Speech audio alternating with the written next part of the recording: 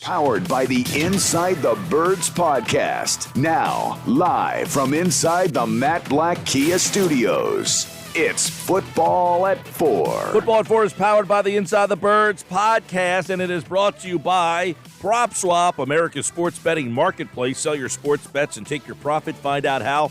Go to PropSwap.com or download the PropSwap app today. So let's bring Andrew DiCecco in from InsideTheBirds.com as we're getting closer to the draft, just 2 weeks away from today, Andrew DiCecco. 14 days. I'm sure you are quite ready for this thing to happen, right? You're at the point where you have scouted this thing up and down. Oh, yeah, I'm always ready. All right, well, let's throw some fastballs your way and get some thoughts. First off, Steve Nelson signs away. He goes to Houston. He had kind of an average year last year, obviously, but is that kind of an indication that this year they will put high capital into that position? Last year they went fourth round, but do they have to get a higher round, investment at that position this year? Yeah, I think the Eagles know that they need to upgrade in that position in a big way. I mean, Steve Nelson was a stopgap signing for them last season. Played fairly well, but when you really look at the film, they did a lot. Jonathan Gannon, I'm speaking about, they had to do a lot to protect Steve Nelson, who didn't have the long speed to, and could get exposed, and really could have been a lot uglier than it was at times. So I think that he was very limited in what he's able to do, large not just because of Steve Nelson, but I think that was a big part of what held him back from being more aggressive was some of the limitations that he had with his personnel, and he was one of them. Yeah, we heard a lot of that, of the fact that, they had to do a lot with their safeties to help him out. That means their safeties had to be off the ball a little bit more. Let me ask you, do you think the corner class this year is better and deeper, or the one from last year? I would say it's pretty similar. I mean, I really like the top-end talent in this class, and I think you could find some decent gems later on. I thought it was a little bit deeper last year overall, however. So it's all you got to get the right guy, and the Eagles are going to be in position to do so. I just don't think they can afford to wait and try and sneak get one of those gems in the third or fourth round. They need to use one of these premium draft picks and get a guy in there that's going to be the long-term starter opposite Darius Slay and, hold that mantle of the cornerback one for the foreseeable future. And I asked that because, Andrew, last year I feel like, and I think you can probably speak a little bit more on this, is that a guy like Surtain, they won it last year. He was not available. The two guys that they wanted in the draft last year, when it was their turn to pick, they weren't on the board. I would imagine that they're going to have a corner on the board when it's their turn at number 15. I think so. I mean, and like I was alluding to last week when we spoke, I think a guy like Sauce Gardner, if he falls within that 9 or 10 range, well, if you're the Eagles and you're sitting at 15, and this is clearly the best corner in this class, has the size, speed, and everything that you look for in the top corner for your football team, I think you need to be aggressive and utilize some of the resources that you have and get Sauce Gardner on your football team. However, even if they stay put at 15, they also have 18, there's going to be a guy like a Derek Stingley or an Andrew Booth who has really gone by the wayside puzzlingly throughout the whole process, but I think he's another player that could be in play at 18 as well.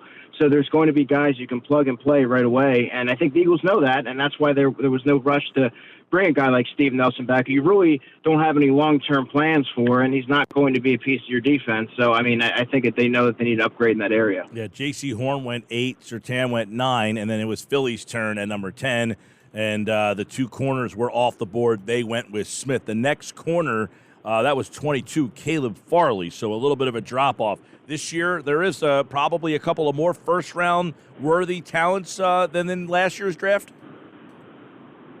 Yeah, I mean, you got to remember Trent McDuffie. Roger McCreary was somebody who was viewed as a top 25 guy, probably going to go at the top end of round 2.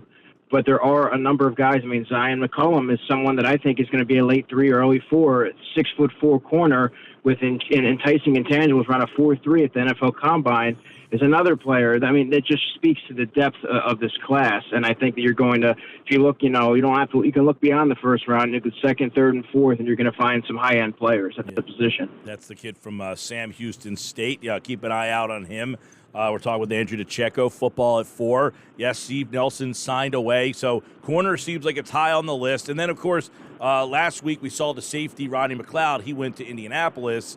And now, is it more beneficial in this draft to look safety or go the route they did last year at corner and go get that veteran stopgap guy like the Steve Nelson, maybe Tyrann Mathieu's name has been brought up a lot.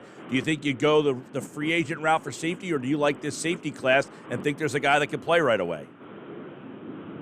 Yeah, see, I'm one of the few, Mike, it feels like, that it would be against the Tyrann Mathieu signing and be a little bit shocked by it or not really understand the method to the madness, because that's been the Eagles' forte over or that's been what they've been, that's been their blueprint for the number of years, is getting these veteran stopgap guys, but you're really not getting any young talent to develop. And the Eagles have done a really poor job at developing back-end talent. And I think that when you look at this draft and you see some of the guys are going to be available, a Lewis Seen, a Jaquan Brisker, players like that, a Petrie from Baylor who can do it all, versatile back-end guy. These are guys that you need to eventually get young talent and replenish that position. I mean, I know they really like Marcus Epps, and I do think he's going to have a much bigger role, but you have to get bona fide, surefire, top of the depth chart type of guys.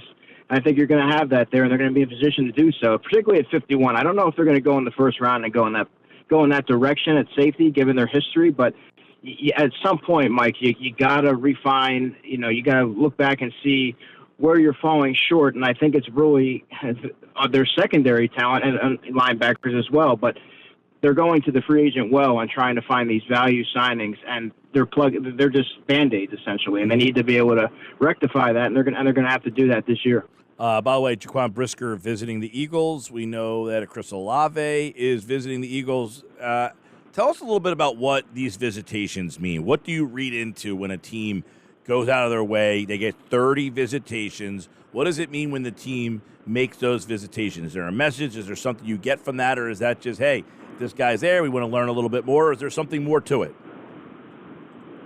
You don't want to read into that too much. Obviously, a team has 30 visits, so some of those visits you can afford to bring in a guy like a Matt Corral or players that you might just be trying to send off a smoke screen to another team and say, I wonder if the Eagles are interested in this guy. Should we trade in front of them? I mean, you look for any type of advantage you can get, and I think some of those 30 picks are guys that maybe you're just trying to do your due diligence with, or maybe you're trying to throw some teams off. There's been guys that haven't been brought in on 30 visits that get drafted by the team. So a lot of it has to do with maybe you just want to bring a guy in and check out their medical or their background and just get them on a whiteboard or something and just get that one-on-one time with them. And, it's all part of the process that the teams are going to do their vetting on a lot of these players because they're going to be investing in. So I still I'm not one to necessarily read too much into these top 30 visits. Right. And, anytime, Andrew, and you can speak on this, you see a wide receiver, Chris Olave, oh, my God, they're going to take a wide receiver for the third straight year. I think Detroit did that a couple of years ago. It doesn't happen often, but, is with the 2 picks and Olave coming in, are you against them taking a receiver for the third straight year?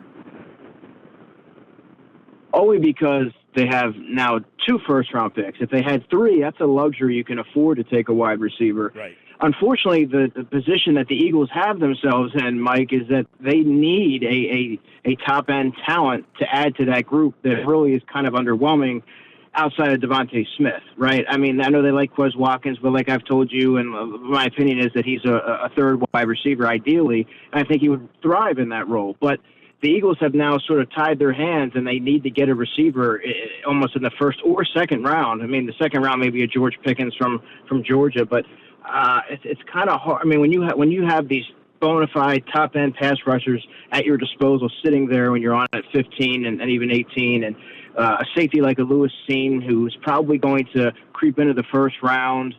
And even some offensive linemen that you could use. It's kind of hard to justify taking a receiver again to kind of make up for some of the deficiencies at the position and the whiffs that you've had in Jalen Reagor and J.J. Arcega-Whiteside. Yeah, we look at some of those receivers, Drake London, he's a guy. It just seems that there's such variety in this particular class. Garrett Wilson is different from London, who's different from Olave, who's different from Jamison Williams. You also throw the wrench in Treylon Burks, by the way, who's another big guy. They're all different, but you throw into this unique situation, Andrew, that a couple of these receivers have ACL injuries as well, who were thought to be first-round picks, and you wonder how that has changed the market for the receivers in the first round. Yeah, and you and I mentioned Jamison Williams last week, and he's someone that I still envision being a first-round pick. Possibly, as I'm hearing now, in the top 10, 12, wouldn't be a shock because of his talent, and he has the upside to become ultimately the best receiver in this draft class. However, if you're the Eagles, can you really afford to take a player coming off an ACL injury that's not going to be available likely until training camp? So you're missing all the OTAs, getting that continuity with Jalen Hurts, and they're probably going to be behind the eight ball when you really need a guy that can step right in and play opposite Devontae Smith and contribute from day one. I don't know if they can afford to do that. That's not to say that he won't be a high-end first-round pick to some team that has the luxury of doing so, but I think the Chris Olave visit's a little interesting. I kind of view him as more of like an Emmanuel Sanders, a very refined route runner, probably the best in the draft class by far, and can work all three levels of the field. He's a very complete receiver, not ultimately a game breaker like Garrett Wilson, his teammate, but he's a very solid player that can do everything you need him to do. Yes, so that's interesting about his route running ability because he is a smaller guy. I think people look at him a little differently, but a guy who's a clean route runner. And then Garrett Wilson, his teammate over there at who's your favorite receiver in this class? Overall, skill set wise, probably Jamison Williams. I think that he really is a complete player. Like I think I said this on your show last week. I view a lot of these top first round receivers somewhat in the same tier. They're all going to have good careers likely, but I don't see anybody that's going to be like a Jamar Chase. Like a all pro upside. I see a lot of Pro Bowl talent, but when I view the wide receiver class this year, I love the depth, and I kind of have Jamison Williams up top, Garrett Wilson surely behind him, and then a number of guys that are just right in that same threshold. So, Chris Olave is going to go probably right around where the Eagles are picking at 15 or 18. So if they're going to go receiver there, he's likely going to be available and probably would be the guy. I envision him as being somebody that's going to really hit it off with Nick Sirianni in his visit. And he's just a very complete, polished player, and his route running is remarkable. And he looks like a guy that can step right in day one and contribute. So I wouldn't be surprised if he really kind of hits it off with Nick Sirianni when he visited today. What's your thoughts on Pickens from Georgia? He's another ACL guy, right? Yeah, I like him. I like him, and I think he would be a great player if the Eagles were to go that route at 51. Explosive player. Again, you're rolling the dice a little bit, but you're not using a first-round pick to do so. But, he's a player that I think is very explosive and can really impact the offense. Will be a tremendous compliment opposite Devontae Smith because they do a lot of different things. They both do a lot of things well, but they complement each other in that regard. So he's someone that I would probably keep an eye on if they were to go receiver. At 51 would make some sense. But in the first round, given their past history, it's like, how can you justify doing that given the other deficiencies on the roster? Yeah, and then there's John Mechie, too, who was another guy with an ACL. But I would really like him if they could get him in the third round. Yeah, 83 would have to be the target unless they trade up. I think that he would probably be around at that time. And again, when you're looking at ACL guys, those are the ones that you would feel a little bit more comfortable taking a second or a third rounder rather than investing a first round pick in him. John Mechie is another player that I think gives the Eagles something different than they don't already have.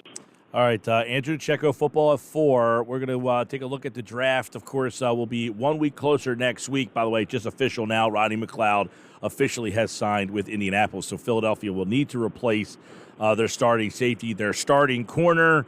I guess at some point they're going to have to make a decision on whether they think T.J. Edwards and Taylor, one of those two, will start, or do they need to get another upgrade? These are questions that all will be answered in about 14 days. And we'll do it here during Football at 4. Andrew DiCecco, InsideTheBirds.com. Andrew, I can't wait for the draft, man. We'll talk about it again next week. Yeah, man. I'll talk to you Tuesday. All right, Andrew DiCecco's back next week. We'll have plenty of draft coverage, and next week we'll start to take a look at his thoughts on the draft in general.